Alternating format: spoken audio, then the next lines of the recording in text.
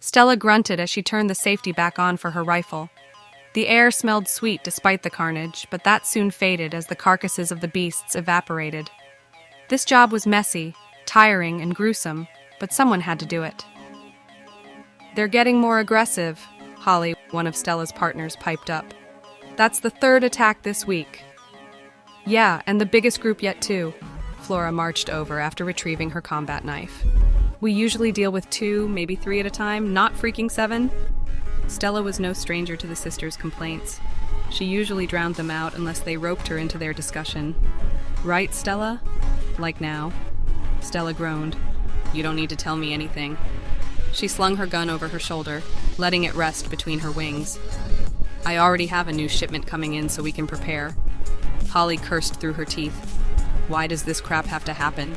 If those idiots running the plant weren't so careless." "But they were," Stella interrupted. "And once again, our kind has to clean up humanity's mess." A few years earlier, a new power plant was constructed in the city. It would run everyone's appliances with electricity generated using magical reactions. But because the reactor wasn't properly shielded, some of the transmuted mana leaked and has been spawning indescribable creatures ever since. It was Stella and her crew's job to exterminate these things and make sure no one else got hurt by them. An ungodly scream echoed from a few blocks away. Colorful lights lit up the cloudy night sky. More of the creatures had already spawned. The fairies looked up in shock. This never happened so quickly before. Stella retrieved her gun and undid the safety. She took off into the air and raced to the source of the chaos. She arrived quickly to the sight of panicking pedestrians running away from luminous beasts that clumsily galloped like they were made of jelly. There seemed to be 4 of them. Stella couldn't tell, as they were constantly morphing into and out of each other. She was only going by how many heads she could see. She raised her gun and opened fire.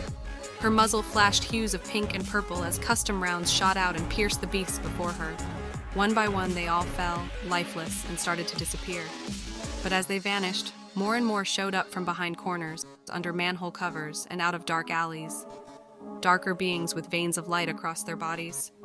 Before long, there were too many to keep track of. A cold sweat ran down Stella's brow. There was no way the 3 of them had enough bullets for this. Holly and Flora caught up and saw the situation at hand. They didn't raise their weapons, they just looked on in awestruck horror. Stella turned to address her team.